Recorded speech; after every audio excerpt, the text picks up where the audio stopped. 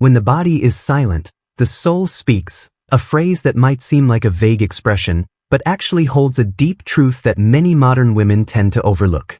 In a noisy world where emotions are consumed like products on social media, silence is often seen as failure. But perhaps, it is precisely at that moment that a door to the inner self is opening. Have you ever wondered, what if that silence is not an empty space, but the beginning of a sacred dialogue with yourself?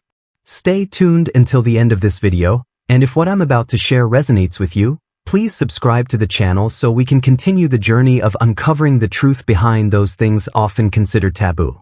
This is the moment that modern society cannot explain, when a woman is no longer pressured to become someone just to be loved, but begins to shed each layer of performance to return to her true self.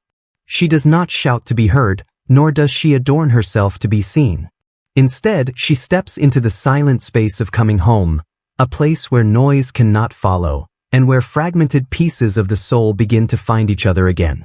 When no longer caught up in the endless race of being wanted and having to please, the woman discovers within herself a sacred realm not constructed from others' beliefs, but awakened from the invisible heritage every woman carries in her blood and flesh: intuition, instinct, and ancient wisdom.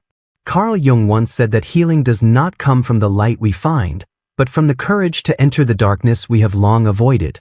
And indeed, when a woman dares to withdraw, she is not lacking, but stepping into a transformative ritual.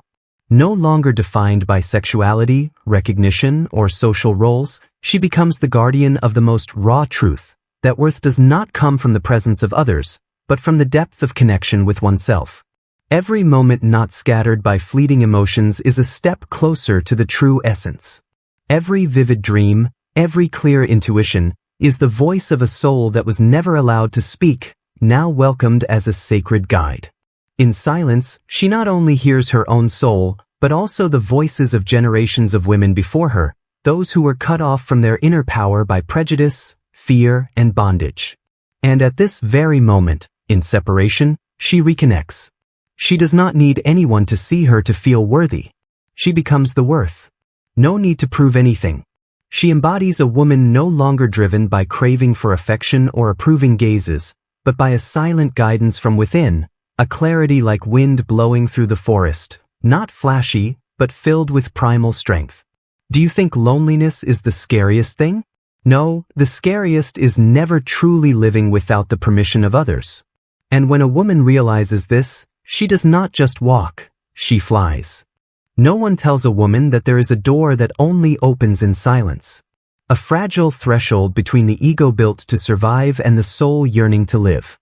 When she stops, not out of exhaustion but because she's lost interest in meaningless loops, another space begins to unfold. It is not loneliness, but wisdom waiting patiently. And she, who once thought she needed someone to be complete, finally meets the one she truly needs. Herself, unadorned, unguarded, uncompromising. In that quiet space, the faint echoes in her mind begin to become as clear as a heartbeat. No longer drifting amid tides of emotions from others, she learns to breathe deeply with the presence of herself. Perhaps for the first time in many years, or lifetimes, she no longer tries to attract, to be desired, to prove anything. The urge to reach outward quietly fades. Instead, a wave of energy gathers, no longer scattered into old certainties, the roles of the good woman, the interesting woman, the indispensable woman in someone's life. When she stops trying to soothe the fear of being left behind, she begins to befriend it. And in that companionship, what was once darkness becomes guidance. She realizes no one is coming to save her, and the miracle is this: she doesn't need saving. Because the life she seeks was never outside. It lies exactly where she once avoided, the inner realm where pain, dreams, intuition, and deep calling coexist. When she touches that place, everything outside loses its weight. She is no longer vulnerable to others' withdrawal because she has learned to be present without needing validation. Jung said individuation is not the path to become someone, but the journey to become no one other than the true self. And in a world that encourages women to constantly adjust themselves to fit in, that journey is a silent revolution. The woman chooses silence, chooses abstinence, chooses retreat, not to disappear but to appear whole. She does not reject love, but refuses the forms of love that lead her astray from herself. This is not rejection. This is return. A woman who can enter an empty room and not feel emptiness. That woman remembers she is the fire, not the one waiting to be warmed. Sometimes, the most painful thing is not loss itself, but the realization that everything you once believed in was merely layers of mist woven from expectations. When a woman begins to live in radical honesty with herself, she no longer tries to soothe the emptiness with trivial connections. Instead, she looks it straight in the eye. And in that gaze, the emptiness transforms into a vast sky, where all the old definitions of love, femininity, and identity fall away like leaves in late autumn. She is no longer the woman who lives to be seen. Now she lives to see herself. And in that vision, she discovers a wild land within her soul, a place never touched by anyone's footsteps, not even her own. It is the space where emotions suppressed since childhood, unfulfilled desires, and delicate cracks in self-esteem begin to speak. Not to judge, but to be born anew. Every feeling, every forgotten memory, is now a vivid symbol sent by the subconscious, an invitation to return to an original wholeness. That woman no longer wants to impress, she wants to understand. No longer dreams of being chosen, she is choosing herself. And in this courageous journey, she faces a sense of disorientation. It is an unseen insecurity, because it is not in outward appearances, but in the shifting of being. Like a snake shedding its skin, no longer the old, but the new not yet fully formed, she stands between two worlds, where everything is vague yet more real than ever. She begins to realize that most past relationships were not truly love, but an unspoken agreement between two fears of abandonment. And when she dares to withdraw from those contracts, a sacred space opens. There, solitude is no longer an enemy, but a guide. Silence is no longer emptiness, but the profound presence of what has never been heard before, the voice of her soul. Jung once said, "Those who look outside dream, those who look inside awaken." And that woman, in the soft darkness of herself, begins to awaken. Not as an event, but as a process, a rebirth that needs no witness. She does not need to be seen as a strong woman. She only needs to be herself. And that pure authenticity is what the world is not yet ready to face, but is quietly longing for. The breaking of the cycle does not come with a fierce roar. It comes with a deep breath in the darkness. When that woman refuses to return to the old images of herself, the roles she once played so well that no one could see they were masks, she begins to feel a new kind of freedom. Not the freedom the world glorifies, noisy and rebellious, but a steady silence, like an ancient tree root standing firm through countless storms. She no longer tries to fix anything. No longer tries to heal anyone. She stops doing emotional labor for others. And in that refusal, she begins to see clearly what true love is and what is merely dependence disguised with sweet words. She sees clearly those who only want her when they feel empty. Those who only love her when she shrinks so they can grow. Those who only praise her when she dims her light. Now, she no longer wants to shine to attract. She only wants to shine to see the way. And that light, for the first time, is a light from within. Not a light reflected from others' eyes. It is not dazzling or overwhelming, but warm and enduring. It comes from forgiving herself, for all the times she sacrificed herself to be loved, for all the times she stayed silent to keep the peace, for all the times she knew she was hurting but still smiled. Jung said the shadow does not disappear, it is integrated. And that woman now no longer runs from her shadow. She learns to sit with it, listen to it, to hear the forgotten stories of the parts she once was ashamed of, once hid away. She no longer tries to heal herself just to return as a more lovable version. She is learning to love even the parts that are hard to love. In the silence, she becomes a refuge for herself, no longer a home for anyone else. And strangely, when she stops needing to be seen, she begins to be truly seen, not with the eyes of desire, but with the gaze of respect. With an energy undefinable but making people cautious when entering the space she inhabits. She has become a woman who is not easily shaken, because she no longer anchors herself to others' eyes. She is guided by something ancient, profound, a call from the soul that no words can fully describe. And in that process, she does not become smaller. She becomes sacred. But that invisibility is not an end. It is a threshold between the old, cracking apart, and the new not yet formed. She does not disappear. She is withdrawing the light once cast onto others to turn it back onto herself. In that state of being unnoticed, something emerges clearer than ever before. Existence in itself, not needing the presence of others to validate it. And loneliness, once her greatest fear, now becomes her most honest and patient companion, without embellishment, without demands. It stands there like a mirror, exposing the forgotten parts, the cracks hidden by busyness, appeasement, and the longing to be chosen. In that stillness, she realizes, she has never truly been present with herself. She lived as a moving shadow in others' lives, the obedient daughter, the alluring lover, the devoted wife, the devoted mother. But never simply a human being living, breathing, feeling, and knowing herself. Each role was a mask. Now, she peels off each layer one by one, and what astonishes her is not the emptiness beneath, but the surprisingly radiant life. A gentle power, like a cool stream quietly flowing through the crevices of stone, neither loud nor flashy, but persistent and authentic. No one taught her how to live fully without a script. But her body knows. Her heart knows. Her soul knows. With each deep breath, she gradually understands that she is not the product of others' gaze, but the keeper of an inner world never fully explored. And there, symbols of primal femininity begin to stir, not the seductive or gentle images society often defines, but the original femininity, containing creation, destruction, rebirth, and a sacred connection to nature. A part of her begins to dream. Not entertainment dreams, but dreams like living ancient texts, where wolves whisper, the moon smiles softly, and the sea converses. In dreams, she no longer plays a role. She walks barefoot, hair flowing, eyes steady. And then she wakes, not to return to a barren reality, but to carry the light of the dream into her waking days.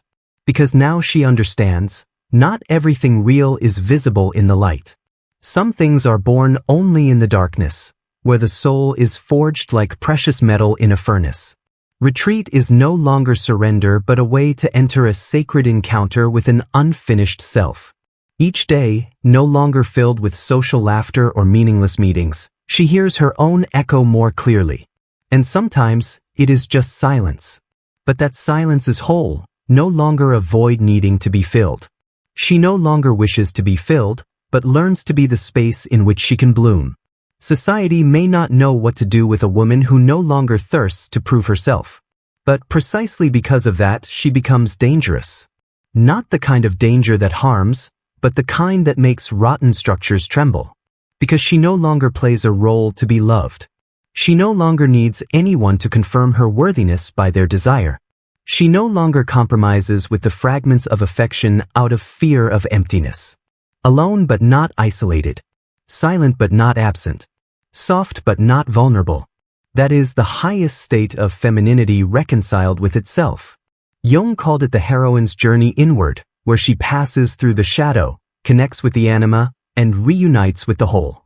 No one defines her anymore. No label limits her.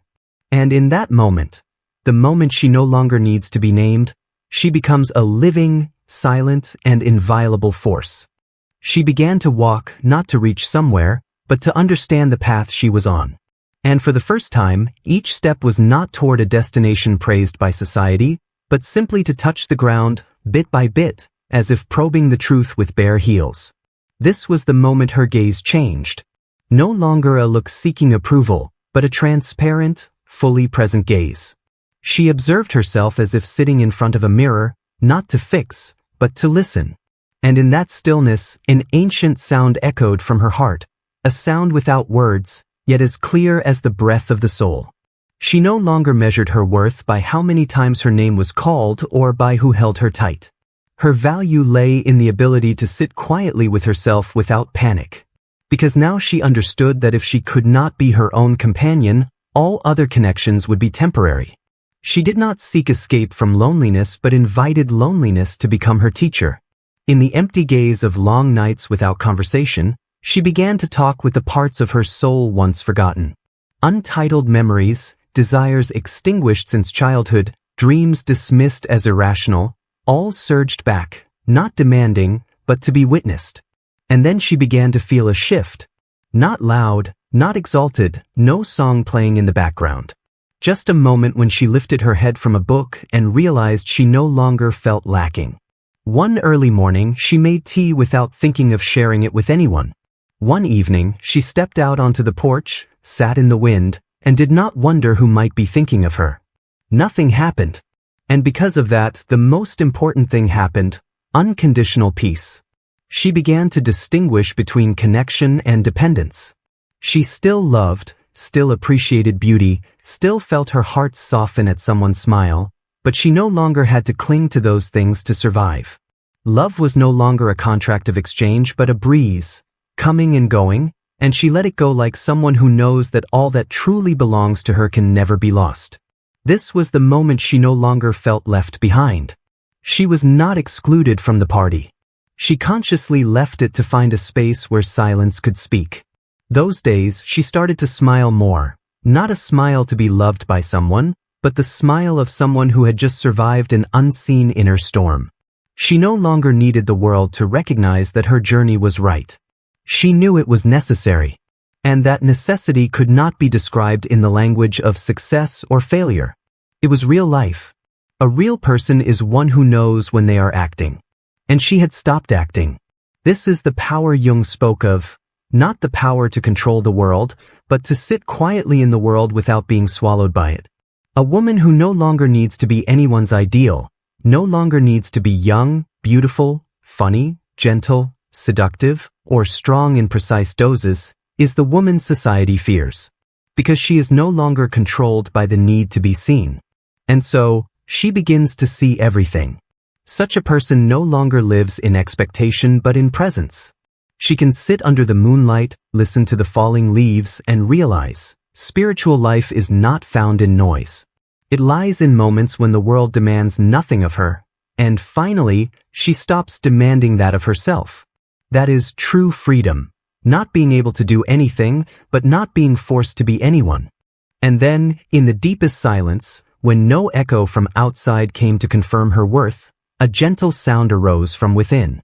Not the voice of reason, nor the echo of desire, but the primal, essential voice, the voice of her very soul, allowed for the first time to speak without asking permission. It was a voice that had waited long enough for her to mature, brave enough no longer to live as a reaction, but as a creation. She no longer felt the need to claim love, claim recognition, claim a place in a world designed to make her feel insufficient. She sat down, took a deep breath, and chose to stay with herself. This return was not loud. It needed no recognition, no witness. Because true rebirth does not come from a night of fireworks but from the invisible moments when she sat with herself in pain, without running away, without soothing, without distraction, without consolation. She had learned that she did not need to be understood to have value. No need to be loved to deserve existence. She was no longer a beggar for affection at an emotional party she was never officially invited to. Now, she was the one designing her own banquet, and if no one came, she would still feast well. The strange thing was, when she no longer needed anyone to come, those who could truly see her began to appear. Not because they came to fill her, but because they had also crossed their own deserts.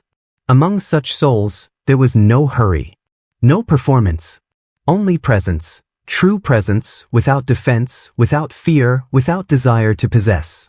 Connection no longer came from, "You are mine," but from, "You belong to yourself, and thus can truly be with me."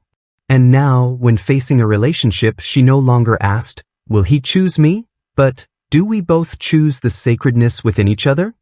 That question was not meant for hearts never broken and patched with awakening. It was not for those seeking companions to avoid loneliness. It was for those so alone they befriended themselves, and from that, understood the true value of companionship. Because now, she did not live to be loved anymore. She lived to love. Not shallow love, given in exchange for temporary reassurance. But love as a sacred act, a gesture honoring another's soul without needing to possess it. She loved like the sun shines, without asking permission, without reason, without expectation of return. And if someone could not bear that light, they were free to leave. No hatred. No explanation. Carl Jung once said we do not become enlightened by imagining the light, but by becoming aware of the darkness. And now, she was living proof of that. The darkness that once terrified her, that made her shrink in toxic relationships, that made her believe silence was punishment. But now, she saw darkness as the cradle of new birth. Not a prison, but a womb. Not an end, but a beginning. Because from that darkness, she emerged no longer as someone who endured, but as someone creating. Every crack in her heart was no longer a mark of injury but a gateway for light to enter. She no longer tried to heal to return to what she was. She healed to move forward, with an open heart, unguarded, yet no longer easily hurt by the trivial. And if anyone asked what changed her, she would not say it was pain, but the courage to stay in pain long enough to hear the whisper of the soul. It was that whisper that led her back. Not back to the world, but back to herself. And as she stepped through the threshold of an old world, what she heard was not the closing of old doors, but the gentle breath of an inner space newly opened. No longer the hurried rhythms of a life chasing approval, seeking love as a lifeline. Now, everything was simply awakening. She no longer rushed to grasp something from the outside, because the most essential things were now blossoming from within. The silence of her body no longer made her uneasy. It became the slow pulse of a private universe, a place where she did not need to speak much, did not need to prove anything, did not need to fit in. Every retreat was not a surrender but a return to herself, a return to the deep roots of her being, where truth need not be named aloud, only felt. In that stillness, she saw herself as a wild land after the storm, no longer marked by chaos, but full of potential for renewal. The cracks that once made her feel broken now became places where light flowed in. And each drop of light did not come to mend but to birth anew. She did not heal by reclaiming what was lost. She healed by accepting what was coming, something no longer requiring the world's consent. Now, she loves without fear of loss. She chooses without needing a reason. She stays not because anyone holds her back. And when she leaves, it is not out of anger, but out of profound respect for the voice inside. Because when a woman has learned to listen to herself, she no longer needs to shout to be heard. Her presence is quiet enough for others to listen. Her silence carries a weight that makes the world adjust. She no longer longs for someone to see her, because she has seen herself. She no longer prays for someone to understand her, because she has touched the deepest layer of existence within. And there is no right or wrong, no gain or loss. Only presence. Non-negotiable. If you are reading this and your heart stirs softly, maybe it is the whisper of your own soul. Maybe you are weary of trying to fit into a shape too tight. Maybe you have often felt your body empty without knowing why. Do not rush to fill it. Do not rush to conclude. Listen. Let that emptiness become your guide. Because sometimes, silence is the beginning of a true conversation. When she pauses, she does not stand still. She moves toward a path only those who dare face the darkness can see. That path has no map. Only the honest beat of the heart. And once she steps onto that path, all that is temporary falls away. Only truth remains. Truth needs no proof. Truth needs no persuasion. Truth lives by itself. And you know, if you are in a phase where everything seems to be slipping away, remember, you are not losing. Maybe you are being renewed. Maybe your body is quieting down to make room for a new form of yourself about to step into the light. A version that no longer needs to be anything, because your very existence is a gift. This is not an ending. This is a rising, not to start over, but to continue differently. More authentically, more gently, yet deeper than anything you have ever known. And if you are ready, the small flame inside you will find its way to burn. No one needs to light it. No one needs to confirm it. Because in the end, you are that flame. And you always have been.